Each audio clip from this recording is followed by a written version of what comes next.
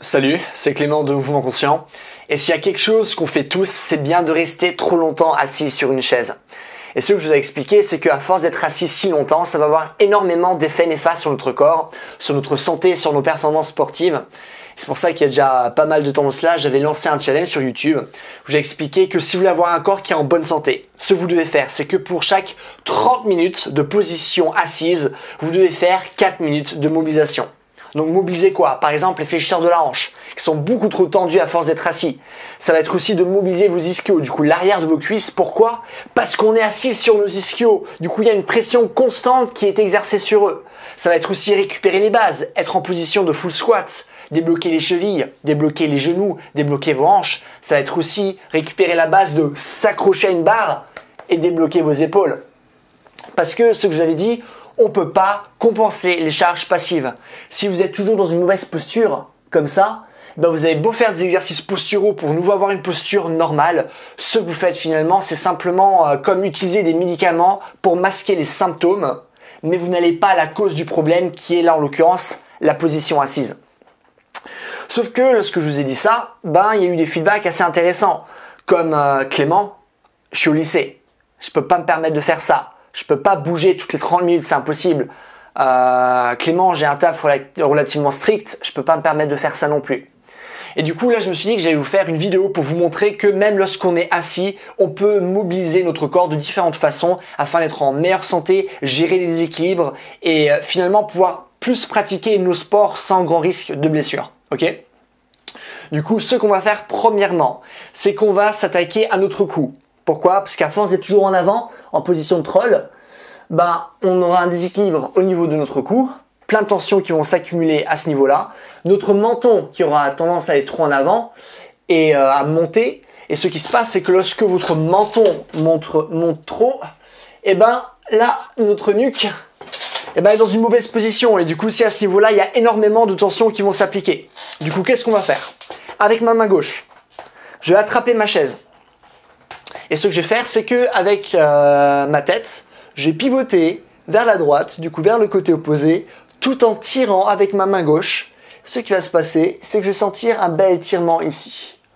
Certains d'entre vous, vous allez également sentir un étirement au niveau des avant-bras et au niveau de votre biceps. Après, bien sûr, ça dépend du niveau de mobilité et de souplesse de chaque personne. Hein.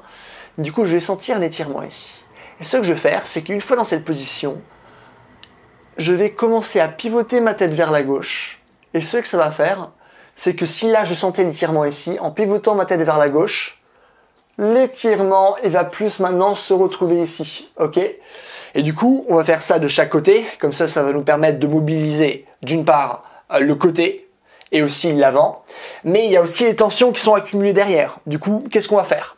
Si notre corps est habitué de travailler simplement dans un extrême, là en l'occurrence, monter notre menton à chaque fois. Ce qu'on va faire, c'est qu'on va travailler dans l'extrême opposé pour essayer de retrouver un juste milieu, pour dire à votre corps, ou ça c'est trop, maintenant je fais l'extrême opposé et du coup lui va retrouver un juste milieu. Donc ce que vous allez faire, vous allez fermer votre mâchoire, vous allez rapprocher avec votre main, votre mâchoire de votre cou et avec la main opposée, vous allez tirer sur votre tête pour essayer d'avoir une tête relativement droite pour étirer justement ici votre nuque. Ça marche? Du coup, je vais vous le montrer de face. Bien sûr, je peux pouvoir parler en même temps que je fais l'exercice. Hein. Du coup, je vais vous le montrer de face et après, je vous montre de profil.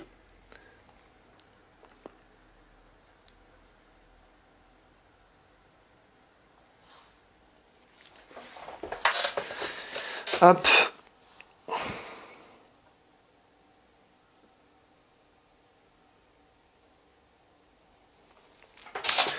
Donc voilà, après là vous allez me dire Clément, c'est pas vraiment sexy comme position, en même temps on peut pas toujours être sexy si on veut être en bonne santé, c'est comme ça, ok?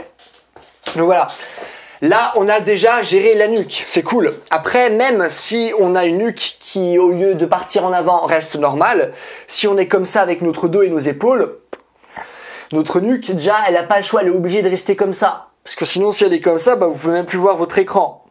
Du coup, il suffit pas simplement de mobiliser la nuque, il faut aussi faire quelque chose au niveau des épaules et au niveau de votre dos. Du coup déjà, si je crée de la souplesse au niveau de mon dos, du haut de mon dos, hop, je vais de nouveau être droit. Du coup, ça, c'est déjà bien. Ça va permettre déjà à ma nuque aussi d'être droite. Cependant, il y a aussi le problème au niveau des épaules. Du coup, là, je vais vous montrer un exercice qui va attaquer le dos, mais qui va aussi attaquer vos épaules. Cependant, ce que vous devez comprendre, c'est pourquoi vos épaules partent en avant.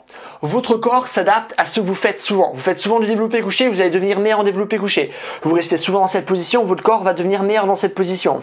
Et ce qui se passe, c'est qu'il y aura énormément de tensions qui vont être créées au niveau de l'avant de vos épaules et aussi au niveau de vos pecs, qui vont faire en sorte que vos épaules, hop, vont être tirées vers l'avant constamment. Du coup, il faut d'une part retirer les tensions qu'on a ici, remettre de la souplesse ici, mais aussi remettre de la force au niveau du haut de votre dos, de l'arrière du haut de votre dos. Enfin, que du haut de votre dos, pardon. Et ce que ça va faire, c'est que ça va permettre naturellement, finalement, à vos épaules de re-aller en arrière. Du coup, souplesse ici, force derrière. Du coup, ce que vous allez faire, c'est que vous allez, hop, rejoindre vos mains derrière. Vous allez étirer vos bras, comme ceci. Et en même temps que j'étire mes bras vers l'arrière, je vais tirer avec mon torse en avant. Comme ça. Et du coup, hop, étirement l'avant des épaules, étirement des pecs, force au niveau du haut de votre dos. Du coup, là, c'est parfait. Donc là, on a aussi commencé à gérer nos épaules. Cependant, c'est quand même un mouvement qui est très mécanique. C'est pas naturel. Du coup, on étire, on crée de la force. Mais ce qui serait bien, c'est finalement garder notre capacité à bouger. Du coup, ce qu'on va faire, c'est qu'on va faire un étirement qui va mobiliser nos épaules, mais aussi nos bras. À force d'avoir des bras qui sont toujours comme ça. Hein. Du coup, ce que je vais faire, c'est que, en fait, avec l'arrière de mes mains, je vais les réunir devant moi et je vais essayer de les réunir derrière moi. Sauf que je vais le faire finalement à côté de mes jambes. Ça fera comme ça. Parce que là, ça reste très mécanique. Du coup, là, ce que je vais faire, c'est que je vais instaurer plus de flow pour que ce soit beaucoup plus dynamique, beaucoup moins saccadé. Hop. C'est un peu le même type d'exercice que fait le combattant Conor McGregor, qui est du coup un combattant d'arts martiaux mixtes, qui lui disait il avait à chaque fois énormément de tension au niveau de ses bras et son coach en mouvement lui avait dit ben tiens tu peux faire ce mouvement là. Et du coup ça c'est déjà un mouvement pas mal pour vos bras, mais du coup je me suis dit que de faire une variante plutôt comme ça, qui est peut-être moins bizarre que de faire ça, ça prend aussi moins de place et ça va aussi davantage mobiliser vos épaules. Donc voilà. Donc on a vu le cou, on a vu les épaules. Ce qui va être aussi important maintenant, c'est de mobiliser notre dos. Pour ça, on fait des vagues. J'en ai déjà parlé plein de fois sur ma chaîne. Du coup, je vais simplement faire ça. Hop. Je fais des vagues avec mon dos. Pourquoi? Parce qu'en faisant ça, je récupère la capacité de mon dos à être mobile. On utilise toujours notre dos en tant que pilier. Même si on reste droit, qu'est-ce qui fait mon dos? C'est un pilier. Même si je suis comme ça, c'est aussi un pilier. Il vous sert simplement à rester droit. Mais votre dos, c'est aussi un organisme qui vous permet de bouger. Et tout ce qu'on n'utilise pas, on le perd. Du coup, il est intéressant de récupérer de nouveau cette capacité de notre dos à bouger. Ok? Donc, on a géré le dos maintenant. Qu'est-ce qu'il faut faire aussi? C'est gérer vos hanches. Et du coup, qu'est-ce que je vous avais dit? Il y a un gros problème au niveau de nos fléchisseurs de la hanche qui s'insèrent au niveau du bas de notre dos et au niveau du haut de notre jambe. Du coup, si je suis dans cette position, logiquement, ils vont être tendus. Je me mets debout, ils vont plus être tendus. C'est comme si ça s'insère là et là. Hein. De manière générale, là, c'est pas précis du tout. Mais regardez mes doigts. Là, ils sont éloignés. Qu'est-ce qui se passe si je m'assois? Hop. Là, mes doigts sont beaucoup plus proches. Pourtant, j'ai pas changé de place. Hop.